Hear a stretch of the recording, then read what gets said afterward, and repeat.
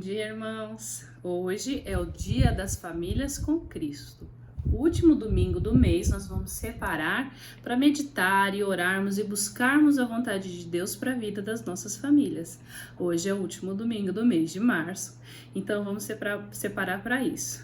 Teremos a escola dominical com essa temática, coragem para servir. O culto à noite também vamos falar sobre a transformação integral. E eu tenho 2 desafios para você essa tarde. Primeiro é assistir junto com a tua família o filme Corajosos. Tem na Netflix, tem no YouTube também.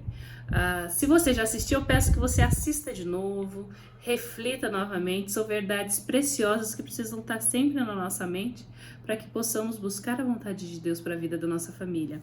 Segunda tarefa, hoje às 17 horas, que você reúna com a sua família na sua casa e faça uma reunião de oração, faça os pedidos, agradeçam juntos, busque a Deus em oração. Por favor, faça isso, tá bom? Nós precisamos resgatar o valor do culto doméstico, resgatar a nossa comunhão em família, a família é a nossa primeira igreja. E quero lembrar você que nós temos a Secretaria da Família na nossa igreja. Você não está sozinho. Às vezes essa pandemia trouxe grandes problemas, situações, coisas que a gente nunca viveu antes. Então, se você precisar, procure um aconselhamento. Eu, o pastor, a Antônia e o Abílio fazemos parte dessa secretaria e estamos dispostos a caminhar junto com você rumo à vontade de Deus. Que Deus te abençoe, separe o domingo para andar e colocar sua família com Cristo. Deus te abençoe.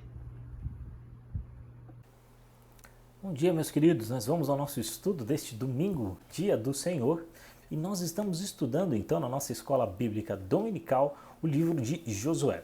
E hoje nós vamos falar um pouco sobre esse livro tão interessante que vem logo após o Pentateuco. Então, a caráter de introdução, eu digo o seguinte: homens fortes sempre proclamam uma mensagem forte. Lembrando que nós estamos tendo como nosso livro base desses estudos justamente o livro de Steve Larson, Fundamentos da Graça. E é com essa frase que ele inicia então esse capítulo falando acerca do livro de Josué. É precisamente, meus irmãos, esta mensagem que muitas vezes é até impopular, que proclamou alguns homens dos mais fortes da palavra de Deus. Justamente porque a palavra do Senhor revela quem nós somos, como um ser caído, uma nação caída, né? Homens caídos. Isso a gente vê durante toda a história de Israel, a depravação do homem, mesmo depois de verem tantos sinais, milagres e verem também tantos prodígios, eles ainda duvidavam do Senhor. Então, essa é a grande questão. E nós vemos então que Deus é um Deus misericordioso que traz para si o seu povo. Isso em todos os momentos. Por isso nós podemos declarar aqui 2 grandes pontos da doutrina da graça que estão inseridos dentro desse estudo, que é a ideia da depravação total do homem e a ideia de que Deus nos elege incondicionalmente, apesar de nós. Queremos então, meus irmãos, nesse rápido estudo aqui, considerar alguns fatores importantes sobre esse livro. Josué, como a gente sabe, é um dos livros chamados livros históricos, que narram a história do povo de Deus.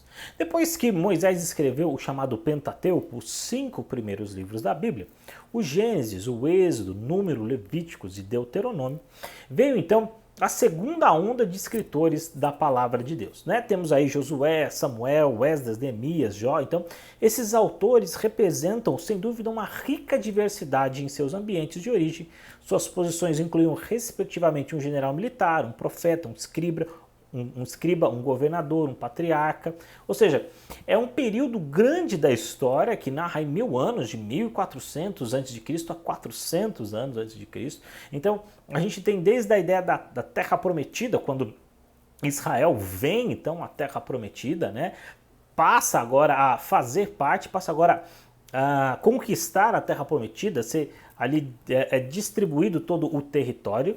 No entanto, nós temos também lá no final Esdras e Neemias como aqueles que depois de serem expulsos da terra voltam do exílio, ou seja, uma história muito rica e muito grande. Nesse momento nós vamos fazer um corte só na história, né, que Josué narra para nós. Então, Josué, esse é o primeiro homem dessa fase de livros históricos que nós vamos estudar neste momento. Josué, o nome Josué significa Yahvé é salvação. E a gente sabe um pouquinho disso, né? De ler, nós estamos aí nos concentrando como igreja para ler a Bíblia toda durante esse ano. Já estamos aí em Juízes, então já passamos o livro de Josué. E o seu nome, né, Josué, significa Yahvé é salvação. Mas eu quero que você pense comigo que Josué não é alguém que entra na história de um momento para o outro. Ou alguém que de repente começou a fazer parte dessa história. Pelo contrário. Josué, aqui, lá desde Números, lá no capítulo 27, já é designado já por Moisés para uma tarefa, né, de coordenar, né, de ser um general, um capitão do exército. Portanto, meus irmãos, aqui um princípio muito importante que a palavra de Deus nos coloca, que é a ideia do serviço. Devemos, então, servir as pessoas. O líder é aquele que serve. Foi por isso que Jesus falou para nós daquela questão muito interessante quando ele disse que aquele que quer ser o primeiro no reino de Deus seja aquele que sirva. Então, Josué foi esse homem. E Josué, meus irmãos, ele continuou a narração do Pentateuco. Então, se você lembrar, Josué narra lá em Gênesis desde o começo, né, da história, lá falando da criação, passa então pela essa evolução, por esse crescimento da história, mostra como o povo chegou no Egito, mostra como o povo saiu do Egito, como o povo peregrinou por esses 40 anos, e agora nós chegamos na parte fundamental onde o povo vai tomar posse da terra prometida. Infelizmente, Moisés não está lá, ou seja, Moisés não chega para fazer parte desse povo prometido. Isso infelizmente acontece, muito porque também da dureza do próprio coração do povo e da desobediência de Moisés, ele acaba não entrando na terra prometida, mas somente a ver de longe. Mas Josué é aquele que vai entrar, mas vale lembrar, quando se chega então na terra prometida, depois daquela grande peregrinação, existem povos que moravam lá. E agora é a vez então de Josué conduzir esse povo a entrar nessa terra prometida. Por isso que Josué pode ser dividido por nós em 3 grandes partes. A primeira parte mostra como ele tomou os povos e como ele tomou aquele território. A gente vê histórias como o Muro de Jericó e tantas outras guerras, enfim. No entanto, depois eles dividem esse território, essa é a segunda parte do livro. E na última parte do livro é quando Josué então faz um compromisso com Deus diante do povo, dizendo, olha, eu vou morrer daqui a pouquinho, eu vou embora, mas o meu legado de alguém que amou a Deus vai ficar. E eu pergunto para vocês, vocês vão seguir também este caminho? Porque, sem dúvida, eu e minha casa serviremos ao Senhor. Então, tendo Deus como seu comandante, como chefe, Israel conquista Canaã e subsequentemente dividiu o território entre essas 12 tribos. E aqui, meus irmãos, há algumas lições importantes que nós devemos ter. Nesse domingo, como a Adriana falou há pouco, nós estamos comemorando, digamos assim, né, todo quarto domingo, o domingo da família. Não que os outros não sejam, todos devem ser passados com a nossa família, com leitura da palavra, enfim. Mas nesse nós queremos elaborar uma programação um tanto quanto especial, né? Temos aí daqui a pouco a Adriana, aliás, indicou para nós, né, um filme, indicou algumas leituras, indicou também uma reunião de oração que foi muito importante e que é muito importante para fortalecer a nossa família.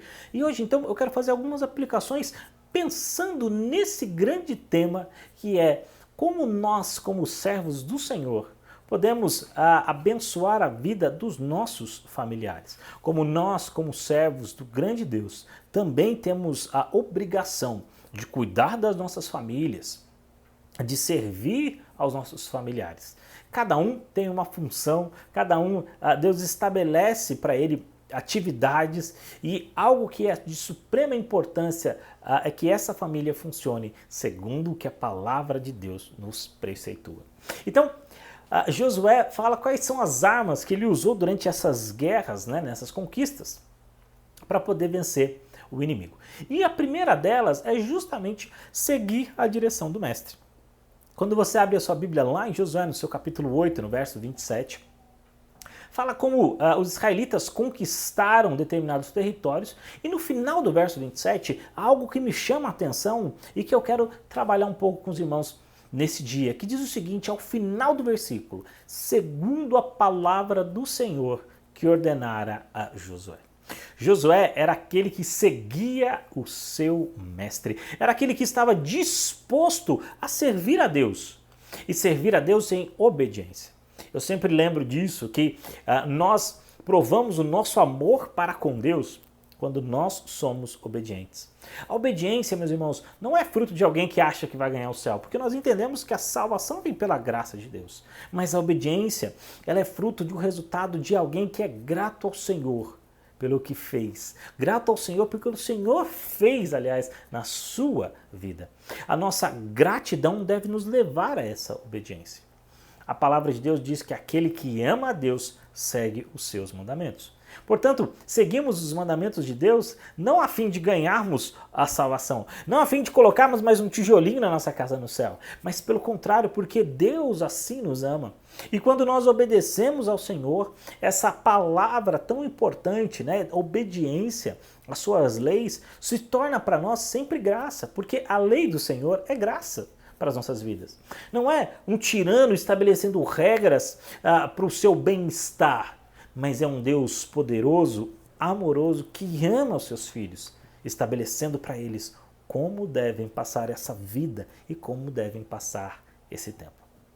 Eu gosto muito de falar de obediência e agora aqui aplicando às nossas famílias, porque aqui eu vejo, meus irmãos, duas grandes opções, né? Aliás, duas grandes expectativas que nós temos que ter como cristãos. A primeira delas é justamente a ideia de que obedecer a Deus traz para nós, ou traz para nossa casa a bênção de Deus sobre nós e sobre os nossos filhos. Quando nós, pais, mães, obedecemos ao Senhor e colocamos isso numa autoestima, os nossos filhos veem isso em nós. Ou seja, vendo isso em nós, isso reflete o quanto nós nos importamos em que o nosso Senhor seja servido e o quanto nós nos preocupamos em obedecer a voz do nosso mestre. Nesse verso, logo após uma guerra, diz que fizeram segundo o Senhor ordenara ao seu servo Josué. E assim deve ser. A nossa obediência ao Senhor deve influenciar os nossos filhos. Quando nós tiramos o nosso tempo de oração e os nossos filhos veem isso, quando nós lemos a palavra e nossos filhos veem isso, eles já estão entendendo que a vida cristã, ela é sem dúvida uma vida de comunhão com Deus através da sua palavra. E claro, através também do nosso exemplo de obediência. E aqui algo importante que nós devemos pontuar. Obedecer ao Senhor é uma condição expressa na sua palavra para a nossa bem-aventurança. A palavra de Deus diz lá no Salmo 1, bem-aventurado aqueles que seguem o caminho do Senhor. Bem-aventurado é aquele que está com o Senhor. Bem-aventurado é aquele que tem prazer na lei do Senhor. É assim que o Salmo 1 nos diz. Bem-aventurado aquele que tem prazer na lei do Senhor. E nessa lei medito de dia e de noite. Bem-aventurado, feliz é. Então seguir a direção do Mestre. E isso, meus irmãos, nos leva a uma segunda aplicação às nossas famílias. Nós devemos ensinar pelo exemplo e também inculcar aos nossos filhos a importância da obediência. Porque obedecer não está ligado à tirania, embora talvez em alguns momentos você possa usar isso no seu lar. Ou seja, a tirania, ou a ideia do castigo, e eu não estou dizendo aqui que nós não devemos fazer e usar mão dos castigos quando necessário, mas o que eu estou querendo expressar aqui é que caminhar junto é uma grande iniciativa para isso. E, meus irmãos, é algo que nós temos que nos policiar, e falo isso aqui com muito temor, porque sou pai também, e, obviamente, tudo que eu falo aqui, eu aplico a minha vida, né? E tento fazer o meu melhor. Muitas vezes, nessa nossa onda, né, de vais e vens, de idas e vindas, aliás, mas devo seguir ao meu mestre e ensinar meu filho a seguir o seu mestre também, a seguir Jesus Cristo. E nesse caminho, então, nós temos que ensinar a obediência aos nossos filhos e ensinar a importância de ser obediente. Por isso, gaste tempo com ele. Seja um pai de verdade, seja uma mãe de verdade, gaste tempo conversando com os nossos filhos. Infelizmente, quando nós colocamos na balança, a maior parte do nosso tempo não é de conversa com os nossos filhos, mas é de broncas. E quando isso acontece, a gente vai para um outro extremo, que é justamente só a ideia das broncas e nunca a ideia do conversar, do ensinar, né? As broncas são necessárias, o castigo também, a gente sabe disso nessa criação, mas é importante os tempos de conversa e até de lazer com os nossos filhos, para que a gente possa inculcar a eles a palavra do Senhor. A palavra de Deus diz que nós devemos falar aos seus filhos andando pelo caminho, assentado, ou seja, todos os momentos são momentos de aprendizado. E aqui aplico agora na última aplicação desse ponto aos filhos. Filhos, tomem cuidado com essa questão. A palavra de Deus diz que nós devemos honrar aos nossos pais, a despeito da idade, a despeito de morar ou não com eles. Aqueles que moram com ele têm uma responsabilidade dobrada. Aqueles que não moram também têm a responsabilidade de honrar os seus pais. E aqui a palavra de Deus diz que é honrar. E por que eu estou salientando isso? Porque honrar é muito mais do que obedecer. Sabe, quando eu penso em honrar, eu fico imaginando quando o filho faz algo que o pai se orgulhe, né? Talvez alguma coisa na escola, enfim, e o pai olha com todo orgulho e tem prazer em dizer, tá vendo aquele lá? Tá vendo aquele menininho sentado ali? Ou tá vendo aquele menininho falando aquilo, fazendo aquilo, lendo aquilo, enfim? Aquele é o meu filho. É esse sentimento que nós devemos fazer com que os nossos pais sintam de nós a cada momento. Portanto, é muito mais do que obedecer. E se você não cumpre nem esse primeiro passo que é obedecer, filho, se arrependa desse caminho. Ouça a voz do seu pai. Ouça a instrução da sua mãe, Provérbios nos diz isso. E viva conforme o Senhor nos diz. Os pais são autoridades na nossa vida. E são pessoas que nos amam com todo o seu amor. São pessoas que querem que nós sejamos pessoas melhores. Ouvir o conselho do pai, ouvir o conselho da mãe, não é só um ato de obediência, é um ato de inteligência. Porque eles viveram um pouco mais. Mesmo que muitas vezes, talvez a gente fale, mas eles não sabem sobre tecnologia, podem até, de certa forma ainda, estarem se habituando com essas coisas. Mas a sabedoria deles é, em suma, muito valiosa. Outra coisa importante aqui, e agora eu vou lá para o capítulo 7, numa segunda lição, é afastar-se do pecado e santificar-se. No capítulo 7, verso 1, Josué aqui também diz o seguinte, aqui a gente tem aquela história de Acã. Quando diz, prevaricaram os filhos de Israel nas coisas condenadas, porque Acã, filho de Camim, filho de Jabedi, filho de Zera, da tribo de Judá, tomou das coisas condenadas, e a ira do Senhor se acendeu contra os filhos de Israel. Se por um lado eu falei da importância da obediência, a palavra também nos alerta sobre a ideia da condenação daqueles que desobedecem.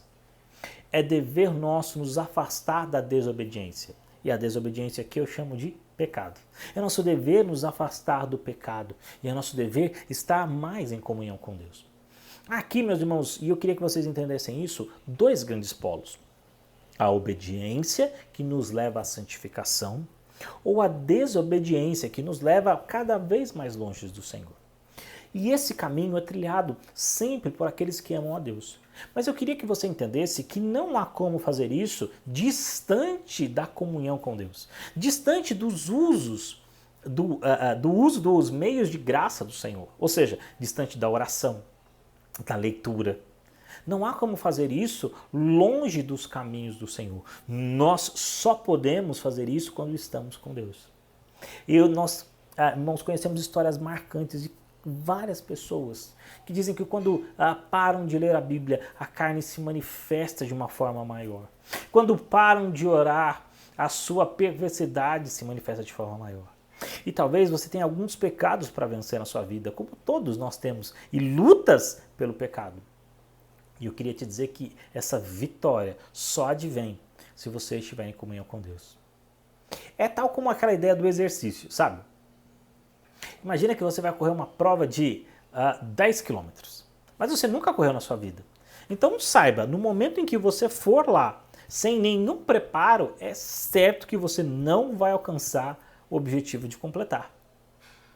Ou se talvez, por um histórico, você faça isso, né? Faça uma proeza, né? Fatalmente você vai ter problemas. Agora, quando você se prepara Vai ser difícil, mas é algo que você alcança. E talvez essa aplicação seja feita na nossa vida no sentido de que nós devemos estar aparelhados com a palavra de Deus. Paulo diz, e faz uma alusão disso, olhando talvez para a estrutura do soldado romano, quando ele diz, olha, nós devemos estar preparados com a armadura da graça, com a armadura da fé, quando nós formos enfrentar. E ele fala do capacete da salvação, da espada do Espírito, do escudo da fé. Ou seja, e ele vai atribuindo as virtudes cristãs quase que como colocando como uma armadura. E é essa armadura que nós devemos vestir para resistir. Não há aqui nenhuma possibilidade de vencermos a tentação se não estarmos diante do Senhor.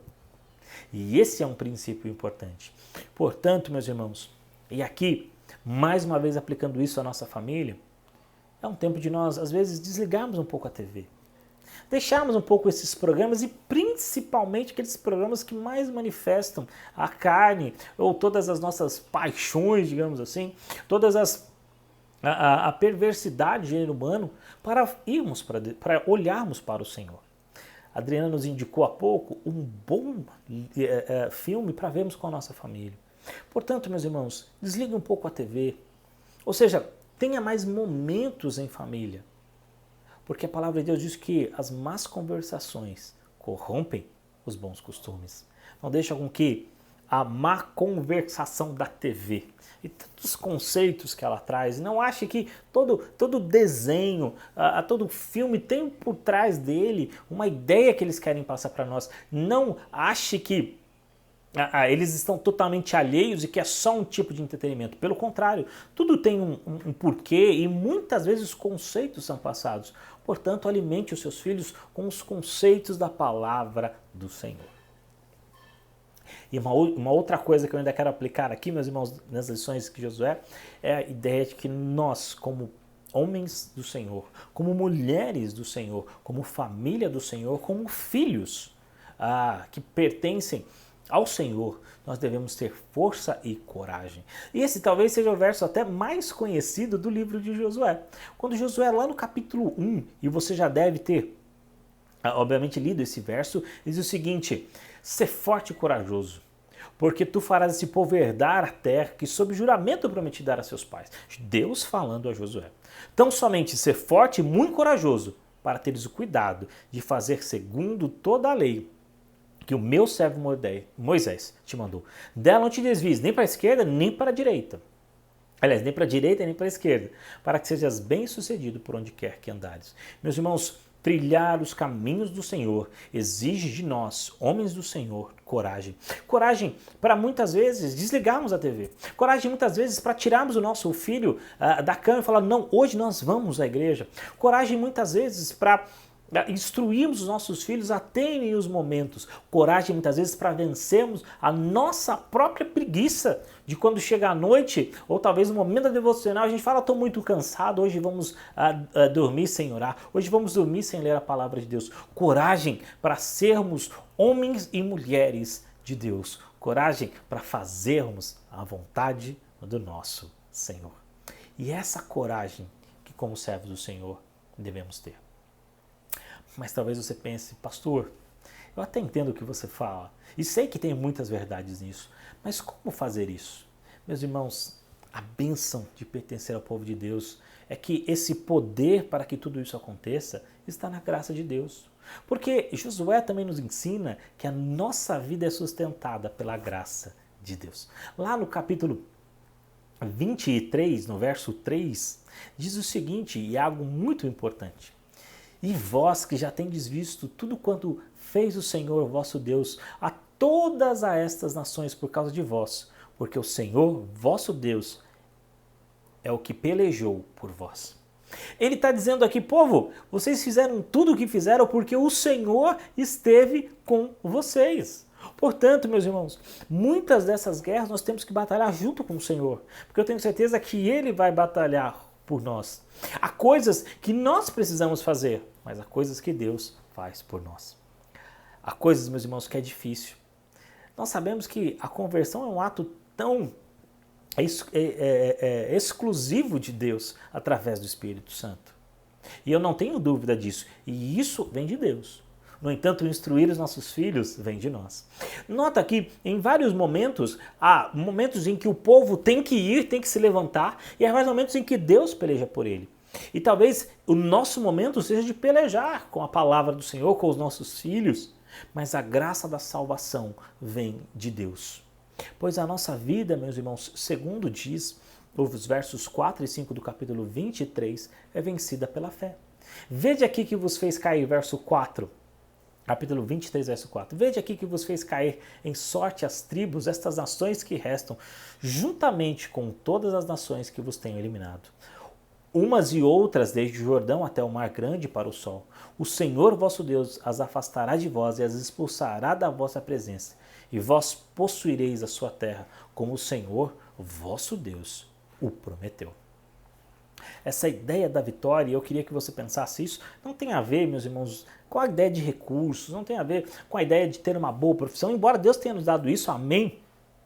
Mas a ideia que o texto nos passa é a ideia de que Deus estará conosco sempre, que a nossa vitória já está garantida, porque o Cordeiro já nos trouxe a salvação.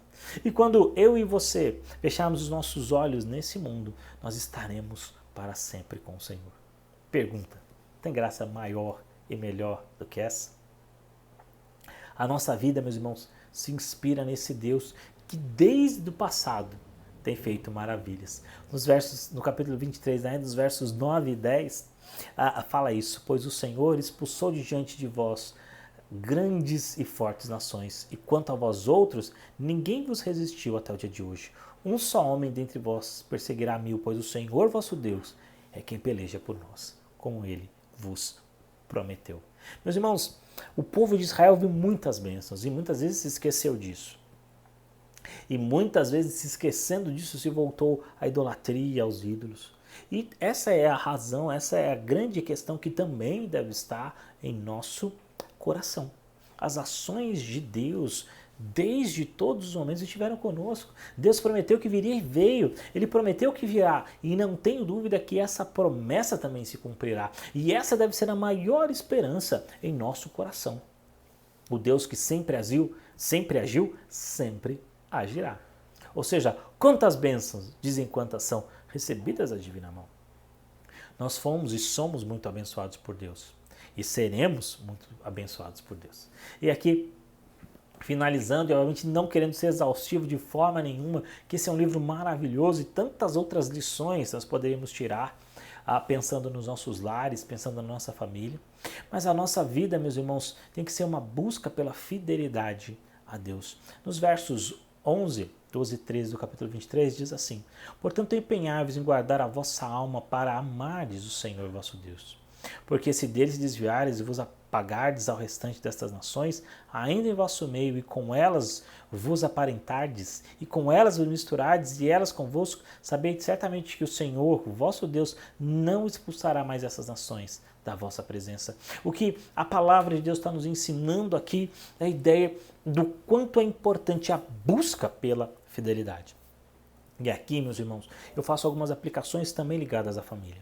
A fidelidade deve ser algo visto nas famílias, visto nos homens da família. E por que talvez eu dê essa ideia? Infelizmente, a gente vive numa nação com vários conceitos errados sobre família, sobre masculinidade e tantas coisas, né? Mas os homens devem ser fiéis às suas esposas em todos os aspectos da sua vida. O amor que você uma vez prometeu à sua esposa deve estar com você. Portanto, meus irmãos, se desvie de tudo o que pode eventualmente trazer prejuízo à fidelidade. Tanto de imagens, tanto de sites, a gente sabe muito bem disso, tanto eventualmente de conversas. Seja fiel à sua esposa. E a palavra de Deus nos diz que nós devemos amar nossa esposa como Cristo amou a igreja. E aqui é uma lição muito importante aos maridos.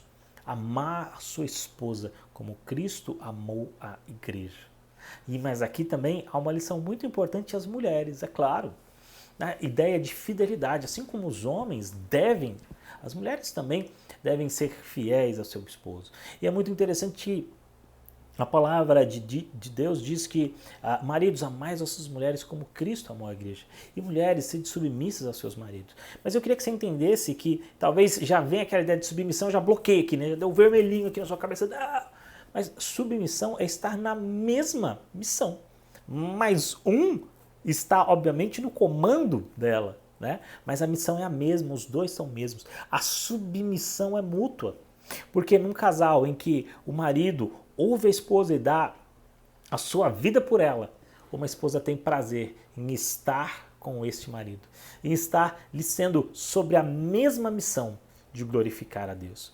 Homem, mulher, vocês têm uma missão, a glória de Deus. Como família, vocês têm que encabeçar esta missão. E filhos, amem sempre aos seus pais.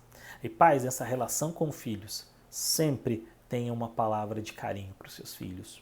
Aprendam desde cedo ao lazer, à brincadeira, a ensinar, não só através das broncas e castigos, mas tente fazer também sem broncas e castigos. Não que eles não sejam merecidos em alguns momentos, mas estabeleçam um relacionamento de conversa prazeroso com os filhos. Tudo isso, meus irmãos, deve servir para a glória do nosso Deus.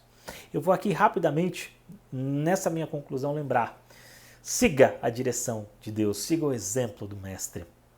Afaste-se do pecado e tenha a santificação na sua vida. Tenha coragem para ser a esposa dedicada à sua família. Tenha coragem, homem, para ser a voz do seu lar. Sejam conforme Deus nos instruiu para ser, para uma família feliz. Tenha sua vida sustentada pela graça, porque tudo isso que eu disse não vem de nós, mas é a graça do Senhor. Momentos em que nós fazemos, mas há momentos em que Deus faz. A nossa vida ela é vitoriosa pela fé que nós temos em nosso Senhor Jesus Cristo. E a nossa vida deve se inspirar sempre no Deus que cumpre as suas promessas. Portanto, busque essa fidelidade a Deus. E aqui a fidelidade à sua palavra, que está obviamente aqui também em fidelidade com o nosso esposo e com a nossa esposa. E que Cristo possa abençoar ricamente a sua vida. Um bom domingo e que a palavra do Senhor esteja no seu coração. Um grande abraço e nos vemos logo mais.